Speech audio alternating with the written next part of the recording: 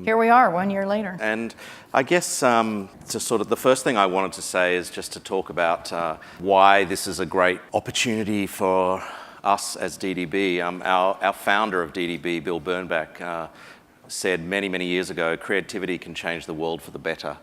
And that is something that we take very, very personally at DDB. So I'm really excited to constantly be playing in this space with Christine, and we've now worked together for 3 years or a little bit more perhaps. And it's really important to me and to our company, and so much so that our DDB's officers are even judged on the amount of work that we do to help make the planet a better place in our annual performance reviews. So I feel lucky to work for a company that kind of really embraces creativity and the impact it can have on the world. The title of the speech is So You've Created an Award-Winning Campaign, What's Next? A behind-the-scenes look at Water is Life. And I guess the reason I said that is last year, according to Ad Age, #Killer was the 7th most awarded digital campaign in the world. And once the champagne stops popping, and once you get back to reality, that's like quite intimidating to do the follow-up and to talk about what's next. So there's definitely a lot of pressure, I think, when you create a successful piece of work, not only to reproduce that success a second time creatively, but also we feel incredible pressure working with Water is Life as an organisation to do work that works, that is going to save lives. So, our question that we sort of said to ourselves is, shit, what now? What do we do after that? And it was a fantastic situation to be in, but it did make us nervous. And we asked ourselves a lot of questions about what we should take forward. What should we take from the #Killer campaign and take forward into the new campaign?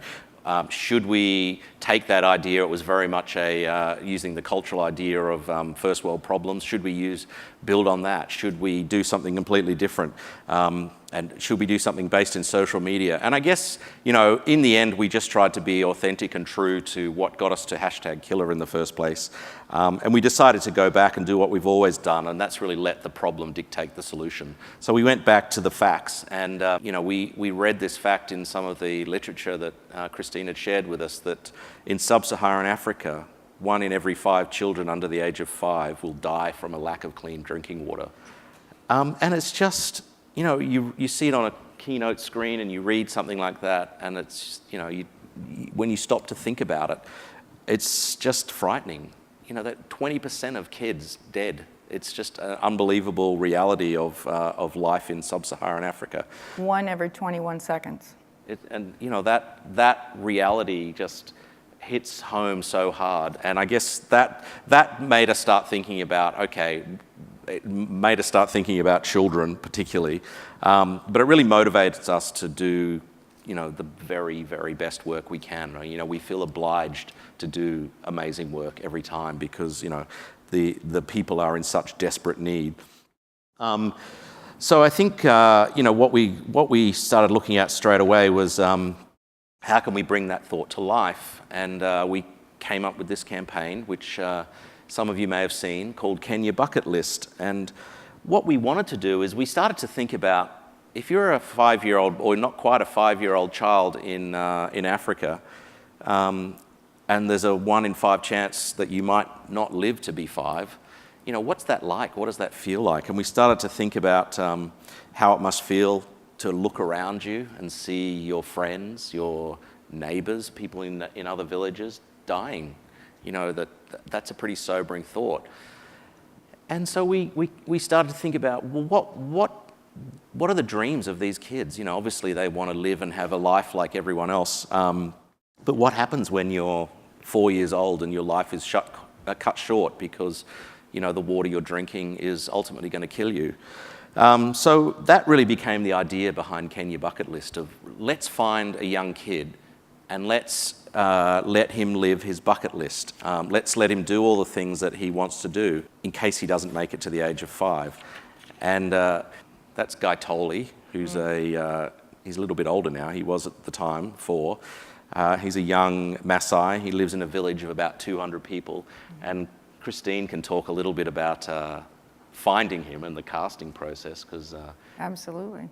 you know, we arrived in Africa, and it was the weirdest casting process you can imagine, because you know, this is a real kid living in a Maasai village, and there's no actors there for us to access. So Yeah. you know, the guys turned up and had a lineup of children whose their parents had dressed them as, you know, in their the equivalent of what we would call their Sunday best, all perfectly dressed, sort of presented to us as which one of these kids will have this opportunity. And for them, it was a real opportunity. You know, think about a little boy like Gaitoli, who had all the things he'd never done, you know, really basic things. He'd never been to a soccer stadium. He'd never been to a hotel. He'd never seen the ocean. You know, all of these really basic things. So it was a really exciting... He's never even left He's never even left the... 3 miles outside of his village. What was interesting that you say that, Matt, is that Kaitoli was not part of the casting subjects that were presented to us. So I don't know, do you want me to tell a little bit about that story? So Kaitoli was not part of the group, and we were playing, and the production team had a soccer ball, and we were trying to gauge, you know, the flexibility. Could we take this child for 10 days and drive around Kenya in its entirety with this child? And so we played, and there was one child, and he was very jovial and very fun, and he had the look, and he was going to be, it's like we found him, right? We did it, guys, not bad. 22 minutes, we did it. And all of a sudden, he tripped and fell, and he started crying. And that's when my mother instinct kicked in, and I said, he's crying because he just fell. We've got 10 days driving around Kenya together in this 8-person van. Let's be really sure that this is the right child. And something inside told me that maybe it wasn't. And there were a herd of goats that came over, and there was a little boy. And he went la-da-da, just playing, you know, nothing, not knowing what's going on. He was clearly not chosen to be part of this casting choice. And he came over, and the entire team spotted him. He started playing, and within 2.5 minutes, our entire crew said, that's the boy, that's the one. And then what we did, which is very untraditional in casting, that could take, 2 callbacks, 3 callbacks, usually, you know, it usually involves the parents in some way, agents, etc., is we then went and had a meeting with I had a meeting with his mother one-on-one, asked if we could take this young boy with us for 10 days. Could you imagine someone coming to your suburb and asking you, could I just borrow him for 10 days? Just, you know, we're going to drive him around. It's not going to happen in the United States. We've never met you. You've never met us. So his mother said he trusted us, and there was a mother-to-mother bond that we had sat there and had chai tea in their cow dung hut. And this is when we got in the van. His mother packed the bag. We said, maybe gather a few things. We'll be gone for maybe 10 days. And she had a little black vinyl purse, very much at the bottom of the bin at the Goodwill. And she had that purse, and she put in a few little items in that bag and said, here's his luggage for the week. And then we took him for 10 days. So that was the casting process. It was incredible. There was definitely a risk, but at the time, as a crew, we knew this was the right boy. Well, I think we were looking for courage and, you know, just a little boy who could put up with all of these experiences he was about to have. And joy. And just, joyful. Enthusiasm. He had such enthusiasm and joy and spirit. It was an incredible connection, and we were very, very pleased to meet Kaitoli that day. So I'll play the film if you haven't seen it. Here it is.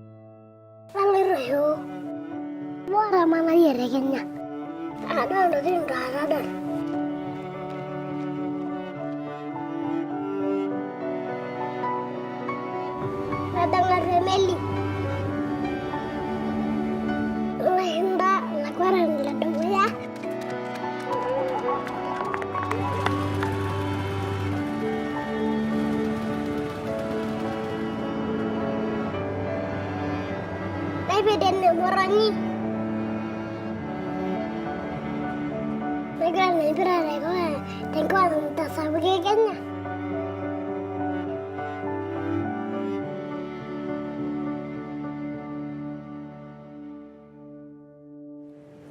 Ada balik dan karena doa ya.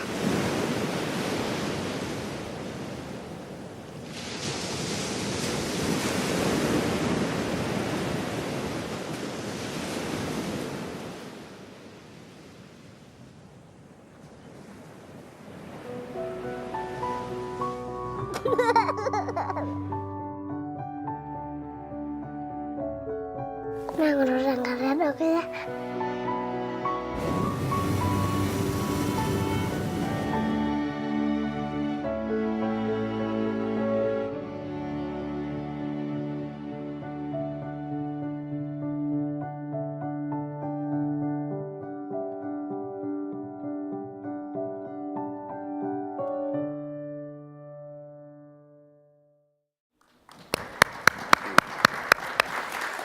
His mother said when we were leaving, the village is at the base, I get teary-eyed at this topic, the village is at the base of Mount Kilimanjaro, the Maasai village, and she looked me straight in the eye and said, I have a dream that's bigger for Kaitoli that's bigger than Mount Kilimanjaro. So at that time we knew we had the right young boy to be the ambassador to help save so many other lives.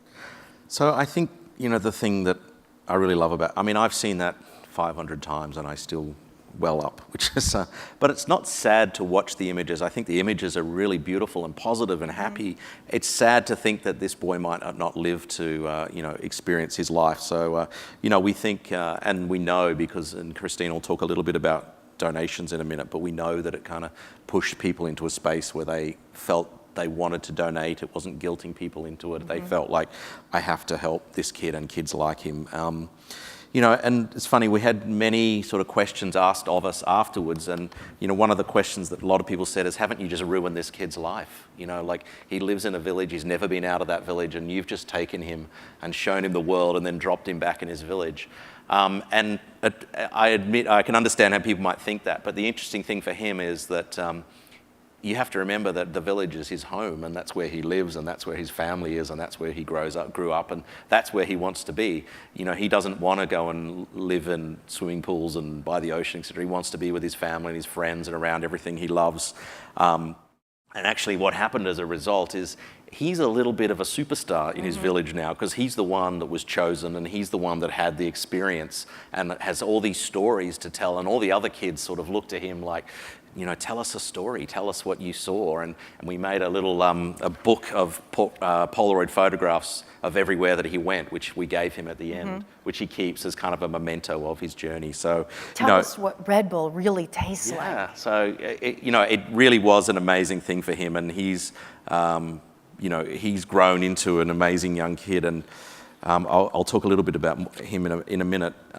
From the print campaign point of view, we really wanted to just keep that idea of the storytelling of his life, be really true to that, and try and do print work that told his journey. And this is the first in the series of print ads, and if you can't read that from there, it just says Gaitoli can't run from his problems, and it turns out can't fly from them either. And it just talks about the environment that he is growing up in, and the grim reality that faces him and the other kids. That one there, and again, they're small there, but as the tide rolls out, Gaitoli's future might go out with it. And again, it goes on to tell the story of his experiences. And it's interesting to know when you see the film that the man standing next to him there is his uncle.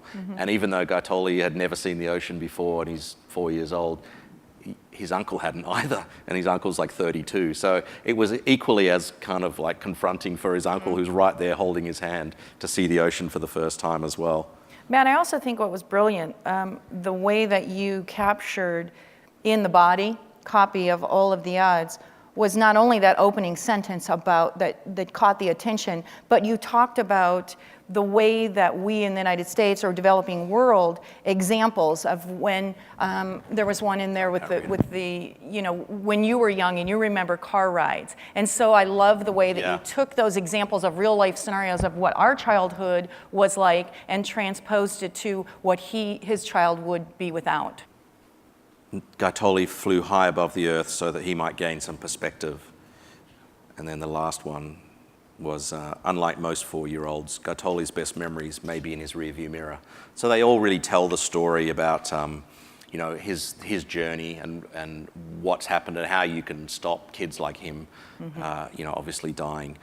But I want to sort of segue a little bit into just talking about how we fund the campaign and where does the money go. A lot of what we do is, there's no money to make any of this work. All of the services, obviously, from DDB are donated free of charge, and we've done that for a number of years now.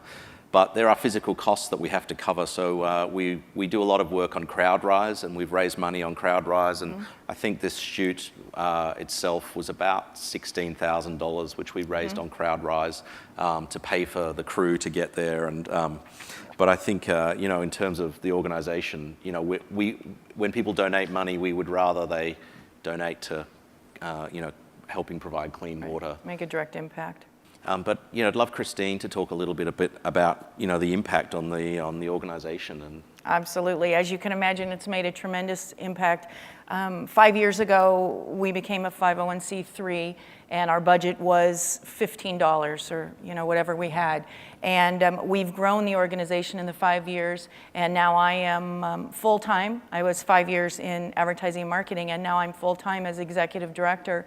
And a lot of the last 3 years working with DDB has really changed the way that we can do work in the field. We have to think consistently, what is our product? We're a product or we are a service, but our product is a saved life. That's how we have to look at it. Our work continues. At the beginning when you were speaking, what do we do? Oh shit, what do we do after this? Well, there are still 21 children dying every day at this point. It used to be 15 5 years ago. So, it's changed tremendously. So we have a lot of work to do. So what we like to look at it is that our product saves lives, but it's doing the work that improves the quality of life. It's not just about saving a life. And what's really cool is that DDB has been able to do innovative creative. You have been able to make the donations, and then we've been able to make that impact. I could sit here and talk about numbers, percentages, how it's affected our brand equity, our brand awareness, our social media numbers, et cetera. The first question everyone wants to know is, well, what has this brought to you in donations? And we could go through that. One of the interesting facts is it's taken us from the introduction of the first campaign, First World Problems, up 500% in donations. That's incredible. But what has really been impactful, and what I really want to communicate, is that these 3 campaigns, and you'll see the third one today, is that we're having reoccurring donations. That translates to one thing: people are believing. When agencies for a brand, they do a campaign, it may go on for, I don't know, you might air it for a year, 9 months, 2 years, it just depends on the market. But for us, by having consistent campaigns that are talking in the same tone and having the same message, what the result is that people are starting to believe and putting a face to these people that we've heard about. And so that would be the tremendous impact on our organization, has been reoccurring donations. This is a photograph of a current water situation before bucket list. They were getting water. This is the cattle trough, and you can see all the cattle feces, et cetera, around the area. And so this is where the children in Kaitoli's village, where they were getting water. What I want to talk about is what, I think the next slide is, if you want to slip to that. That's direct impact. That's bucket list campaign. You can see the Maasai over on the left side. They have a stick that they lean on. They're the warriors. In Kaitoli's village alone, the impact that we have made is not only on Kaitoli in his community specifically, but we were able to take the donations from the bucket list, and we could talk beneficiaries. How many lives have actually been saved by the bucket list campaign? We have 2 water wells that have been drilled. This goes to 180 feet. That is enough water to last a lifetime. And this is Kaitoli after the water was drilled and a pump was put on.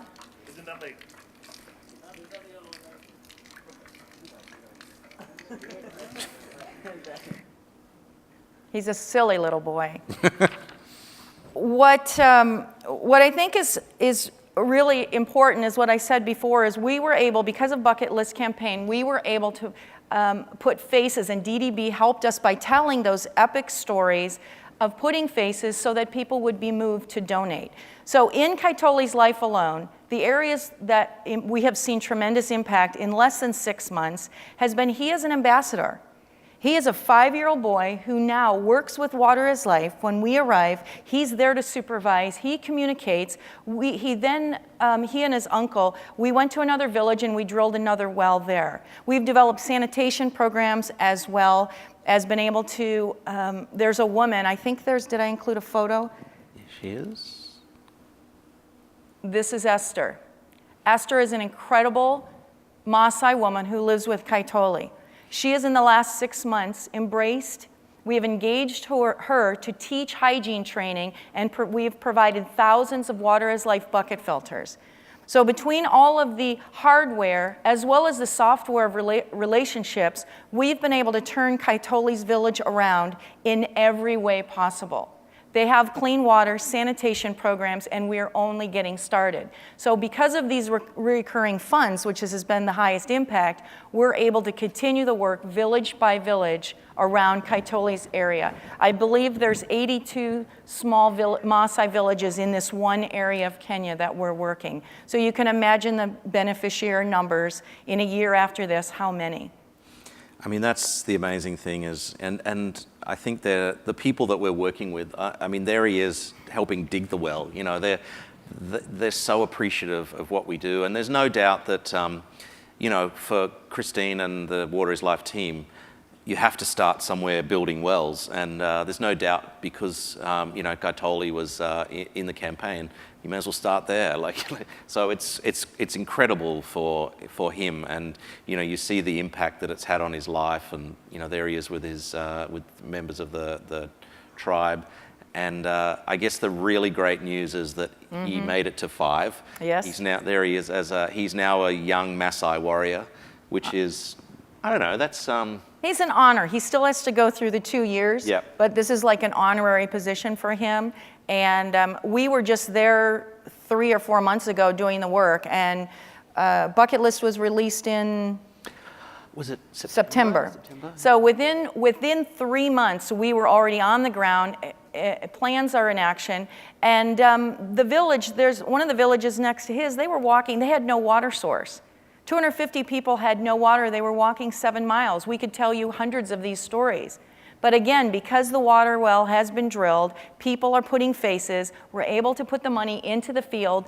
The DDB campaigns are consistent and recurring donations are coming in. We're transforming lives, not only just for today, but for the future. So we kind of started at this point of what next. You know, this was September last year, and actually we've come to a point where we, you know, we've launched another campaign today. And I mean, the reality is, as Christine said, you know, 5 years ago, there were 15 kids dying every 15 minutes. Now it's every 21 minutes. Right. And, you know, it's getting better, but it doesn't stop. You know, we feel absolutely obliged at every moment to do everything we can.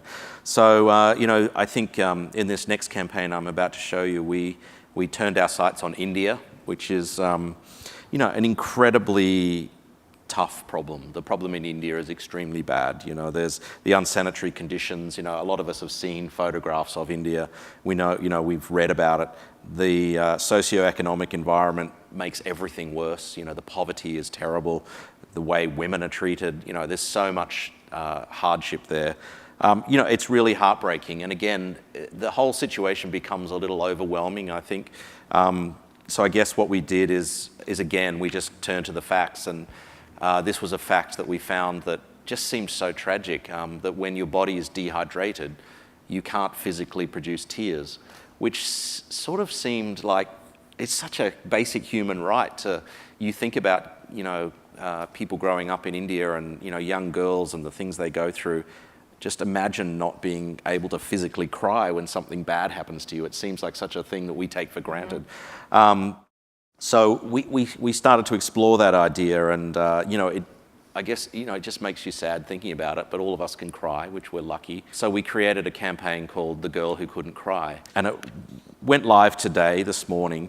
It was shot in the slums of Mumbai, in some of the worst conditions that you can ever imagine. And, it's pretty tough there, and there is trash everywhere, and, human feces on the streets, and, it's tough. And I think this piece is a little bit different to what we've done before. It's probably, I think it's the most hard-hitting thing we've done. If Gaitoli's film was really positive and made you smile, this is hard to watch in places. But we felt that the environment dictated that it was such a tragic place, that we had to show people the reality to move them. So I want to show you now The Girl Who Couldn't Cry.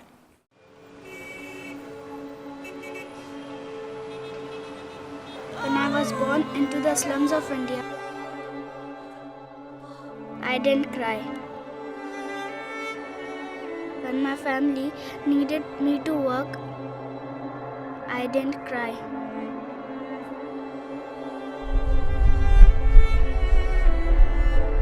I didn't cry. When I found out what my mother's real job was,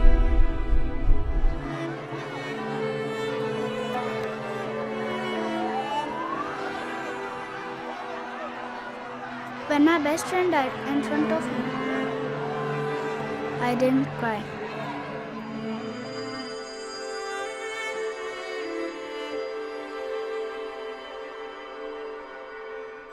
And when I was forced to get married, I didn't cry. Not because I didn't want to, but because I couldn't.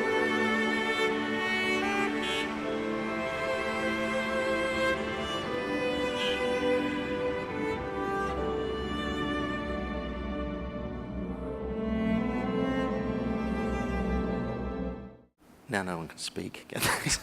It's it's a hard film to watch, and at this point I want to just give a big shout out to Central Films North, and to Rodrigo Garcia Saez, who directed the film, all free of charge, because that was an ambitious film to shoot. And whilst I think previously we'd produced all the video ourselves, and our own DDB people had been and directed the film, that was hard to do, and what you can't see is in every shot there's like 1,000 people behind watching.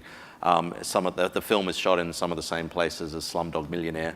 So I think those guys, we just couldn't have done this without their support. So thanks. Absolutely. I'm not sure if they're here, but And two words that we want to remember throughout the consistency of the campaigns that you're hearing about today is true stories. This is not just something that we created to grab attention. It's true stories. So there's one final piece that I want to share with you today, and again, this is just launched on Thursday, and I think it's something completely different. It's called the Drinkable Book, and we think has the power to change the world, especially in clean water. What it is essentially is it's a book that's made up of, the pages are an education manual that teach basic sanitation habits around how to keep your water clean. So simple things that we take for granted, like keep your trash away from your water source, don't defecate near your water source, things that we have to teach people in these countries, the importance of washing your hands, etc. So that's all in the book, but the pages themselves come out and slip into this filter box, and if you pour water through it, it has the power to kill cholera, typhoid, and the worst diseases known to man. And it makes the water 99.9% bacteria-free, which is exactly the same as the water that we're drinking here. So we think it has a really profound opportunity to, impact clean water in a lot of countries. So I'll show you a little case study film. 3.4 million people die each year from water-related disease. But the even bigger problem? Most of them don't even know their water is unsafe to drink in the first place. That's why the charity WATERisLIFE, working alongside scientists and engineers, set out to invent a solution that solves both of these problems. Introducing the Drinkable Book, the first ever tool that teaches safe water habits and is printed on technologically advanced filter paper capable of killing deadly waterborne diseases. After passing water through our filter, we found a reduction of greater than 99.9% in bacteria count, which is comparable to the tap water in this country. This filter paper will revolutionize water purification. It costs only pennies to produce, making it by far the cheapest option on the market. And each book is capable of providing someone with clean water for up to 4 years. To learn how you can provide a filter book for a community in need, head to WATERisLIFE.com. That's happy. Yeah. So, I mean, we think, and huge shout out to some of the team that created that, and Brian and Aaron and a few of the guys are here, so, well done. But we think that as a piece of technology is incredible, and the opportunity to apply that on a global scale it's going to change the planet. What we're doing now is we're really at the prototype stage. We've made a bunch of the books. We need someone with a big checkbook to walk in and help us fund it. We're talking to a bunch of companies who it seems appropriate for them to help out. The cost is a little expensive now to make because we're making them one-off, but when we end up at a point where we can produce them en masse and actually make them in China or something, then the cost will come right down, and it'll be something that we will distribute as far and wide as we can. Yeah, the goal is in 2015 that when we go out and work in the 33 countries that we're in, that this is part of the toolbox. I think it's amazing. I think we each know that water is the foundation, the foundation for human life is built on, but we know we have the knowledge, we know we have the technology, we know we have the innovation. It was just a matter of the will. And so to be able to have the partnership with DDB has been such an incredible opportunity for WATERisLIFE and for other agencies or individuals that are looking to partner to really do good on a daily basis. And so we're very grateful for our relationship with DDB, and we thank you, because now, like I said, we have the will, the voices are there, the faces are there, and we're making direct impact. So we'd love to open it up to questions if anyone has a question. I think there's a microphone right there on in the aisles. I'll see if I can see. I see a lot of public service work at the One Show, and agencies jump through all kind of hoops to do award-winning work. This is the first time I think I've actually seen results. When you had that truck drilling the well, I just said, wow, it works. That's so exciting. How can you, we're delighted to have you part of Creative Week because the theme is creativity for the greater good. How can we or anyone here help you publicize this? Because it's just... That's a great question. We absolutely should. And I think the great thing for us is... Because this has to be known beyond that it works. Award show. I think a lot of it's because we have a relationship that's built over years now. We're in it for the long term, but the success stories are great. Maybe what we need to do is write an Effie case, and win an Effie for it, because the results are just... Well, and that crazy. seems to be, that storytelling piece seems to be, if you look at First World Problems, it was pulp culture, it was humorous. Can You Bucket List? It was emotional and teary-eyed, excuse me. This one's a hard subject, but when you blend the three of those creative concepts together, now the storytelling comes from what did we do? How are lives being changed so that you can continue doing your work and everyone can be a part of it. We just really feel that this isn't, okay, campaign number 3, this isn't it. Now we're back to the oh shit step. Oh, what do we do now? What next? There's so many areas that are in need. And each time we just try and highlight, there's 33 countries these guys work in, and we're just working through them bit by bit to draw attention. But the results, that's what we should really get out there so that people get involved more often. I want to read a couple of these. I love this. These are some of the tweet responses from our social media push from the different videos. This one is bucket list. It was very simply put, how do I donate the water that's coming from my eyes? So powerful. That's a campaign in and of itself, written by one human. Who the hell is the one who disliked this video? Because there were 22,000 likes and 3 dislikes. Pound for pound, this is again bucket list. This is the cutest kid in the history of mankind. I don't even like kids, and I don't use the word cute ever.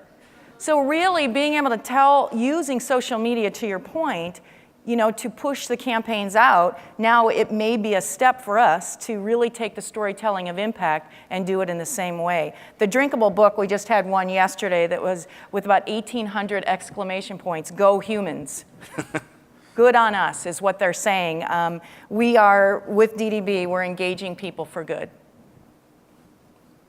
Questions? Any other questions?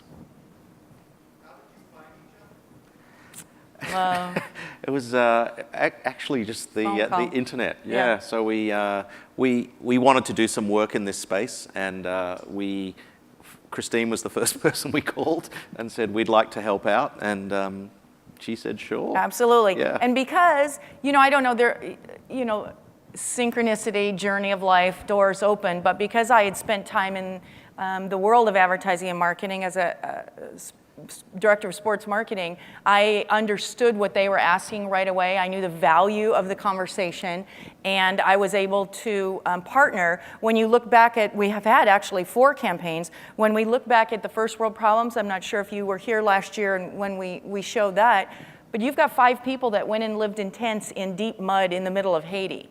That was the crew.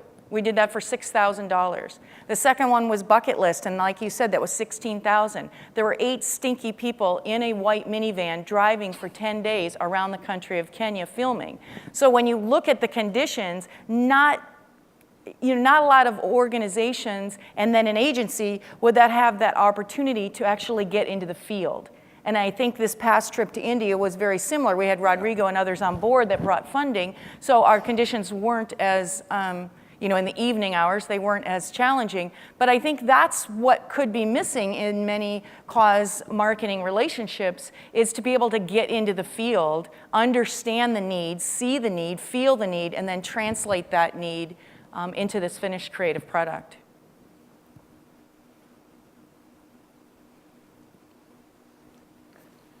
Hi there, my name is Jim Wojtowicz from the Academy of Art University in San Francisco. Terrific presentation, by the way. I have a question regarding, and I'm not quite sure exactly how to ask it, I'll just throw it out there. Do you see any opportunity for embedding this kind of, this way of problem solving and reaching out into like an educational sort of program or curriculum development? Is that something you might be interested in, or? I mean, we definitely, I know both of us have been invited at different times to sort of talk about and present this as an education program. And in fact, funnily enough, one of the people from our agency today is going to her daughter's school to present the Drinkable Book as an example of how you can think and create change. I would love it to be embedded into curriculum, because I think for us, the way that it's actually embedded in our business culture of we have to do something, I think if that was embedded into curriculum of schools, of universities, that you have to use the knowledge that you have in some way to do something for good is a great mandate almost. So I think, certainly we would help out. Right.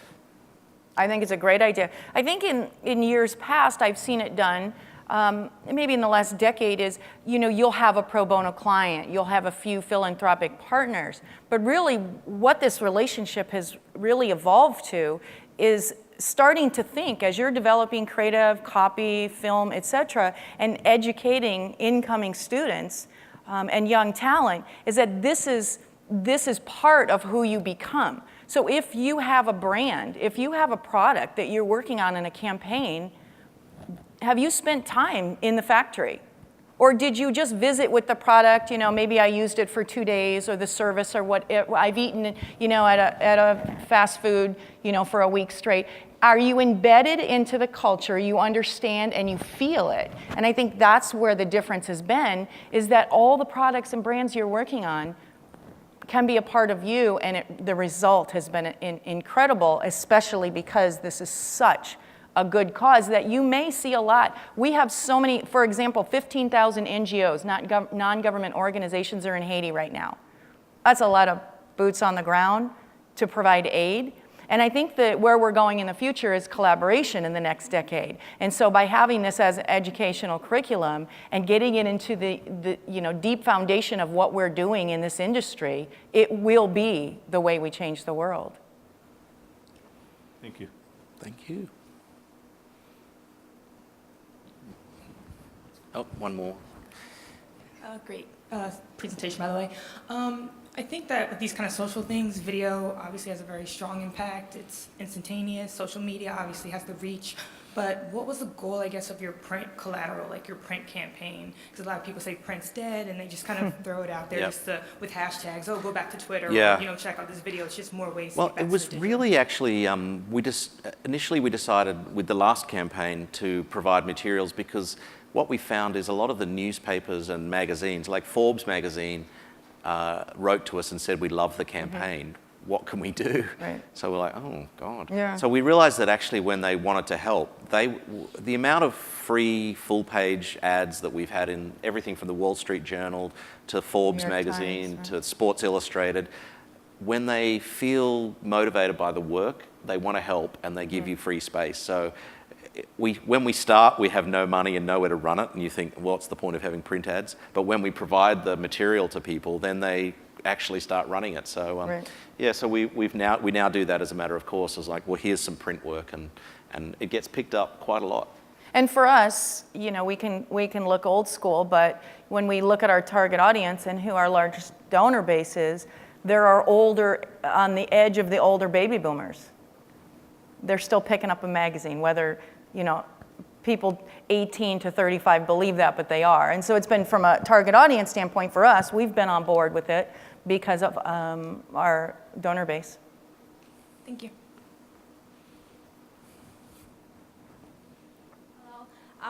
I was wondering, will you keep tracking, the little boy's life in Africa? Because the sport is very touchy, and I think a lot of people will be interested to know, what the boy is like now and what the Africa's situation is like.